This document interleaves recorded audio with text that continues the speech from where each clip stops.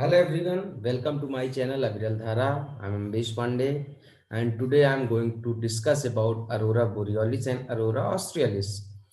तो अगर आप स्क्रीन पर देखें तो आप आराम से देख सकते हैं कि किस तरीके की एक पहाड़ी है। पहाड़ी के ऊपर एक स्ट्रेंज तरीके की मतलब अजीबो-गरीब तरीके की लाइट बादलों के बीच में दिख रही है।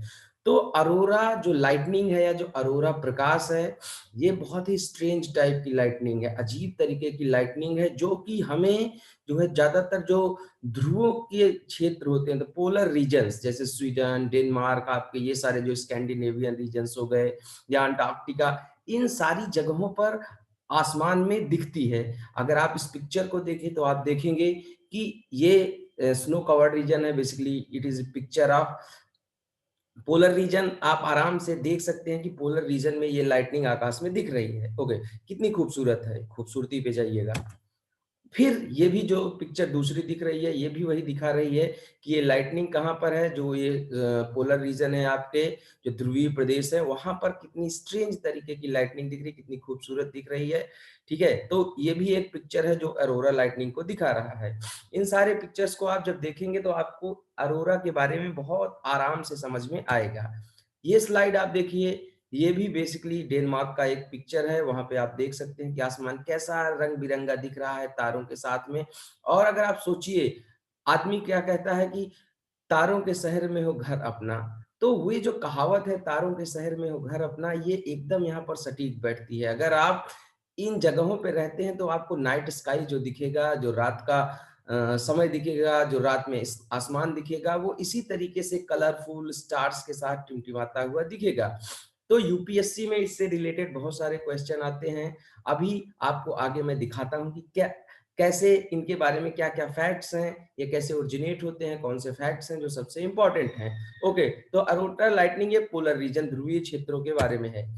इसको भी आप देखिए, ये भी पिक्चर वही है, अरोरा लाइटनिंग को दिखा रहा है। ये अलग-अलग तरीके से अलग-अलग रंगों में अरोरा लाइटनिंग आपको दिखी इन पिक्चर्स के माध्यम से। और इसको जो है वो आपको दिमाग में रखना होगा कि अरोरा के समय very charming colours are produced during Arora.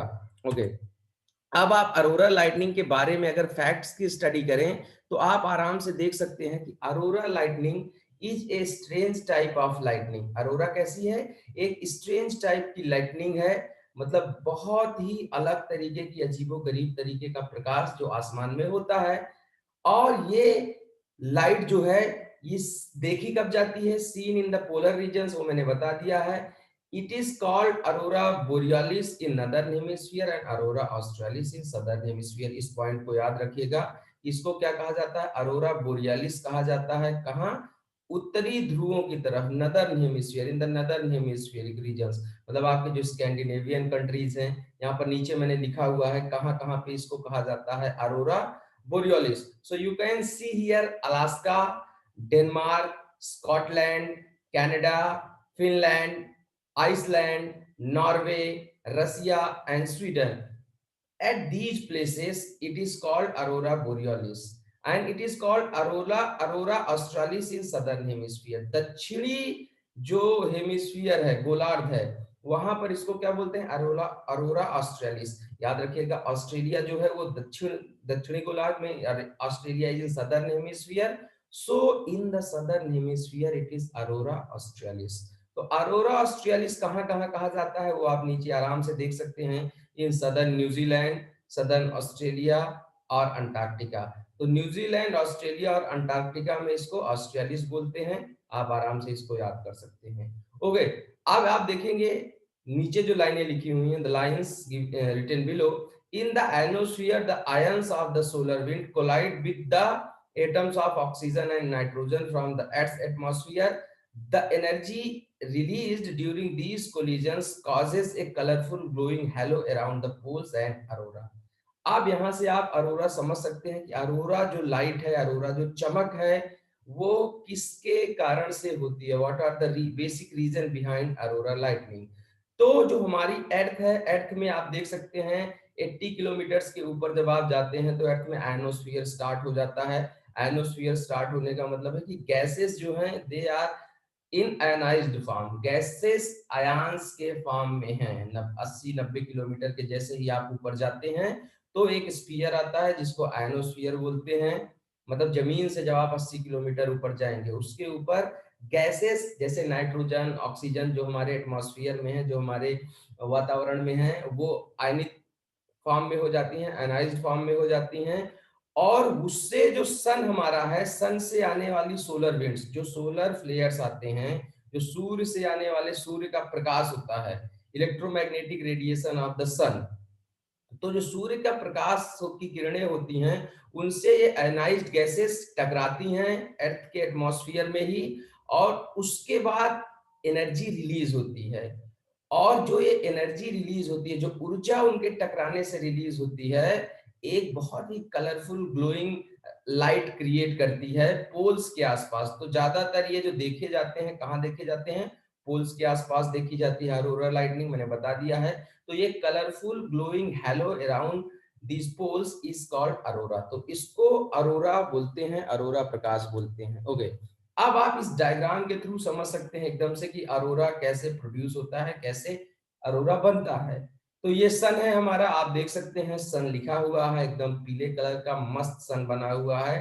ठीक है, सन ऐसा ही ऐसा नहीं है, सन का टेम्परेचर बहुत ज्यादा है, लेकिन यहाँ पर ये डायग्राम है तो देखिए पीले कलर का मस्त मस्त सन यहाँ पर है। यहाँ से सोलर फ्लेयर्स निकल रहे हैं, मतलब सूर्य की किरणें, या आप कह सकते हैं सूर्य की आग जिसे आप बोलते हो। सूर्य को आग का गोला कहा जाता है, तो आग का गोला अपनी आग छोड़ता है और धीरे धीरे धीरे धीरे, मैं धीरे बोल रहा हूँ, मैं खुद गलत बोल रहा हूँ, लेकिन मैं इसको सुधार करता हूँ, बहुत तेजी से आग के गोले से निकली हुई आग, मतलब सोलर फ्लेयर्स जो होते हैं, सूर्य की किरणें जो होती हैं, वो बहुत तेजी से भागती हैं कहाँ? इधर अर्थ की तरफ। अब ये जब अर्थ की तरफ आती हैं तो आप देख सकते हैं अर्थ की अपनी एक मैग्नेटिक फील्ड होती है। और यहाँ पर आप देखेंगे कि 80 से, मैंने क्या था, 80 किलोमीटर के ऊपर गैसेस आयनाइज्ड फॉर्म में है। ये हमारी अर्थ है, अर्थ के ऊपर, हमारी पृथ्वी के ऊपर आप यहाँ पर देखिए तो 80 किलोमीटर के ऊपर क्या है? Gases are in ionised form. और ये अर्थ की अपनी मैग्नेटिक फील्ड है, अर्थ की अपनी मैग्नेटिक फील्ड है। तो वहां पर जो ये इलेक्ट्रोमैग्नेटिक रेडिएशंस ऑफ द सन या सोलर फ्लेयर्स जो आते हैं, ये अर्थ के आयनाइज्ड जो पार्टिकल्स होते हैं यहाँ पर इससे टकराते हैं, और टकराने के बाद अर्थ की जो मैग्नेटिक फील्ड होती है वो इनको डिफ्लेक्ट करती है। ये जो सोलर फ्लेयर्स हैं या सोलर विंड्स हैं, इनको डिफ्लेक्ट करती है। और ये डिफ्लेक्ट होने के बाद जो है वो यहाँ से जाते हैं पोलर रीजन्स में, थोड़ा सा कहा जाता है कि अर्थ की मैग्नेटिक फील्ड कमजोर होती है, वहां पर ये जाकर के बहुत तेजी से अर्थ के एटमॉस्फेयर में एंट्री मारते हैं। और यहाँ पर एंट्री करने के बाद फिर एक जो है वो अलग तरीके की चमक आपको दिखेगी, स्ट्रेंज लाइटनिंग जो है वो दिखेगी, और उसी को अरोरा लाइटनिंग कहा जाता है। मैं आपको आगे इससे रिलेटेड कुछ और चीजें बताता हूँ। एक प्रोफेसर मैरियन मैटलिंग, जो कि department of atmospheric and oceanic sciences, university of Wisconsin and Madison, वहां की जो है वो प्रोफेसर हैं, उन्होंने क्या कहा है?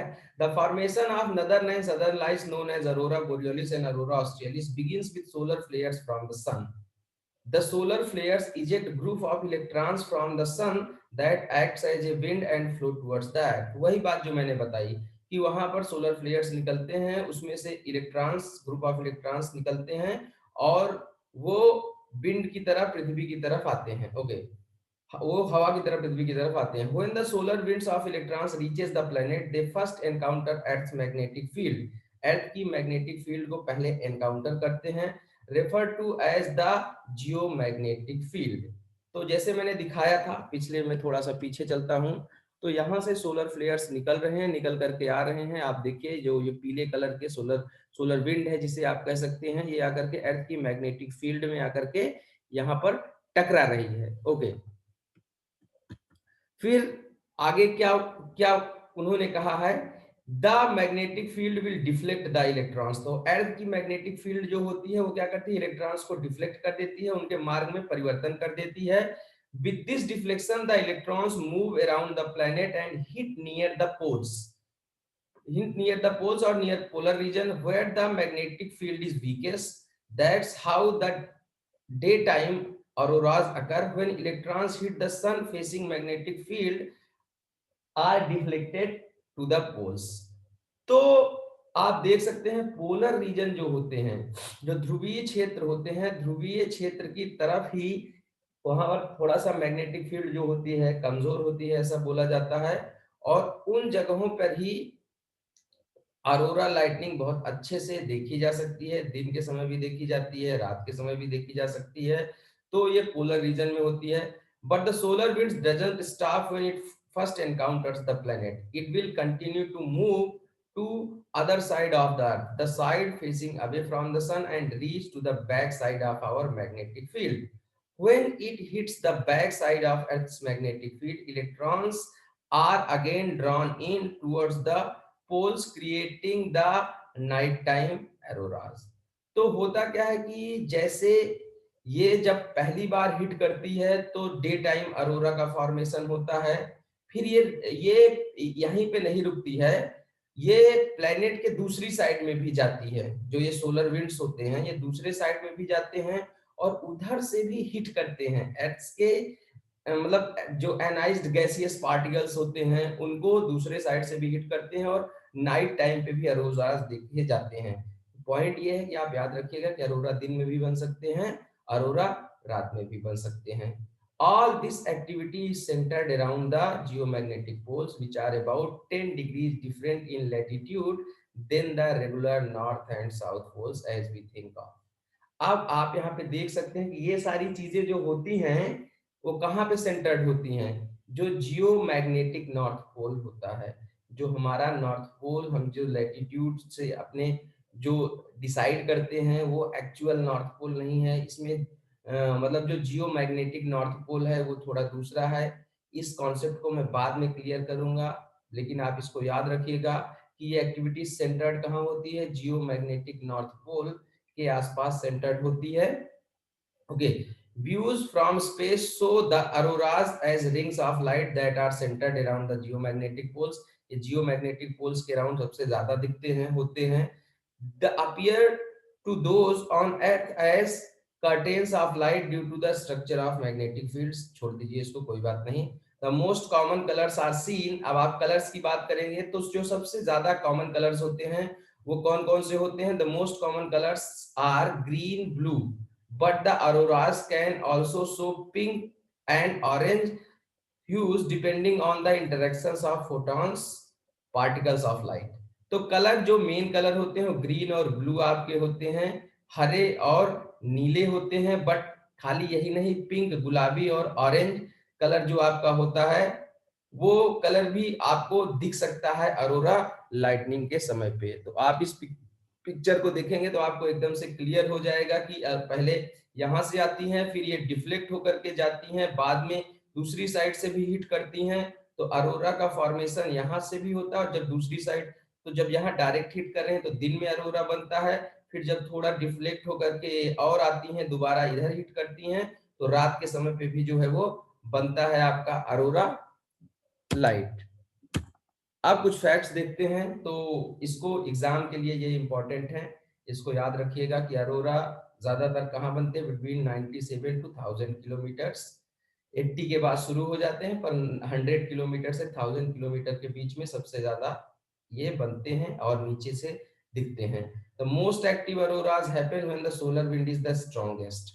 तो सबसे ज्यादा अरोरा, सबसे ज्यादा लाइटनिंग कब दिखती है, जब सोलर विंड जो होती है स्ट्रांग होती है। जब सन के बारे में बात करेंगे तो अभी बात करेंगे कि कब सोलर विंड स्ट्रांग होती है, कब कमजोर होती है। सन स्पॉट्स के बारे में बात करेंगे, ये सब आगे के वीडियोस में बात करी जाएगी। उसके लिए आप मेरे चैनल अविरल धारा को देखते रहिए और मुझसे जुड़े रहिए। Magnetic storms and active auroras can sometimes interface with communication. They can disrupt radio and radar signals. Intense magnetic storms can even disable communication satellites। अब इसको याद रखिएगा, कुल मिलाकर के पॉइंट ये है कि जो कम्युनिकेशन सैटेलाइट्स होते हैं उनको ये डिस्टर्ब कर सकते हैं। ठीक है, मैग्नेटिक स्टॉर्म्स या एक्टिव अरोराज कम्युनिकेशन सैटेलाइट्स को डिस्टर्ब करते हैं। अब अरोरा के कलरिंग के बारे में बात करते हैं। जो वेरिड चार्मिंग कलर्स अरोरा में ऐड होते हैं वो क्यों होते हैं, अलग अलग रंग जो होते हैं आपका, चाहे ब्लू दिखे, ग्रीन दिखे, पिंक दिखे, वो क्यों होता है। तो आप यहाँ पे देखिए, the colours of Arora very depending on altitude and kind of atoms involved. If ions strike oxygen atoms high in the atmosphere, the interactions produce a red glow। मतलब कुल मिलाकर के डिपेंड किस पे कर रहा है, ये डिपेंड कर रहा है एल्टीट्यूड पे, ये ऊंचाई पे डिपेंड कर रहा है कि जो कलर आएगा, जो रंग आएगा अरोरा का, वो ऊंचाई पे निर्भर करता है कि अलग ऊंचाई पे अलग अलग तरीके के रंग हो सकते हैं। अगर उसके जो आयंस होते हैं, सोलर इलेक्ट्रोमैग्नेटिक रेडिएशंस, वो ऑक्सीजन के आयंस के साथ ऊपर एटमॉस्फेयर में, मतलब थोड़ा ऊंचाई पे इंटरैक्ट करते हैं, तो प्रोड्यूस क्या होता है, एक रेड ग्लो, लाल कलर टाइप से प्रोड्यूस होता है। This is an unusual aurora. The most familiar display a green yellow hue. ये थोड़ा सा कम होता है, लेकिन जो सबसे ज्यादा दिखता है वो ग्रीन और येलो, हरा पीला टाइप का दिखता है। और ये कब होता है, when ions strike oxygen at lower altitudes. जब ऑक्सीजन के आयंस के साथ सोलर फ्लेयर्स कहाँ स्ट्राइक करते हैं, कहाँ लड़ते हैं, कम हाइट्स पे जो है वो लड़ते हैं। Reddish and bluish light that often appears in the lower fringes of auroras is produced by ions striking atoms of nitrogen। अब ये जो लाल और नीला कलर आपको दिखेगा, reddish and bluish, it is because of the striking between atoms of nitrogen and the solar flares, electromagnetic radiations of the sun। Okay, ions striking hydrogen and helium atoms can produce blue and purple auroras। तो जब ये hydrogen helium के साथ लड़ते हैं, electromagnetic radiations, तो इससे क्या होता है, ब्लू और पर्पल कलर दिखता है। तो ये आप देख सकते हैं कि किस किस तरीके के अलग अलग कलर, अलग हाइट या अलग आयनाइज्ड गैसेस के साथ लड़ते हैं, तो अलग अलग कलर का प्रोडक्शन होता है।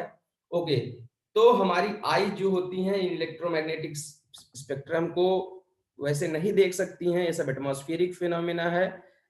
और इसको याद रखिएगा कि कलर्स जो अरोरा में आते हैं क्यों आते हैं, इससे आपको क्वेश्चन मिल सकते हैं एग्जाम्स में, चाहे नेट जेआरएफ का हो, यूपीएससी का हो, स्टेट पीएससी का हो, ये आपके लिए इंपॉर्टेंट है। Okay, so this was all about the aurora borealis and aurora australis. Borealis north में होता है, ऑस्ट्रेलिस साउथ में होता है। कलर्स क्यों आते हैं, बनते क्यों हैं, इसको याद रखिएगा, ये सब चीजें एग्जाम के लिए इंपॉर्टेंट हैं। और मेरे चैनल को लगातार फॉलो करते रहिए, मेरे वीडियोस को शेयर सब्सक्राइब करते रहिए। मैं आपके साथ ऐसे ही इंफॉर्मेटिव वीडियोस के साथ बना रहूंगा। और मुझे कमेंट बॉक्स में कमेंट करके बताइए कि किन किन टॉपिक्स पे वीडियोस बनाए जाएं, जो सबसे इम्पोर्टेंट हैं और जो सबसे मजेदार हैं। मैं लगातार उन पे मेहनत करता रहूंगा, बनाता रहूंगा, मेरे साथ जुड़े रहिए। ये मेरे बारे में कुछ इन्फॉर्मेशन है, और आज मेरे साथ बने रहने के लिए धन्यवाद।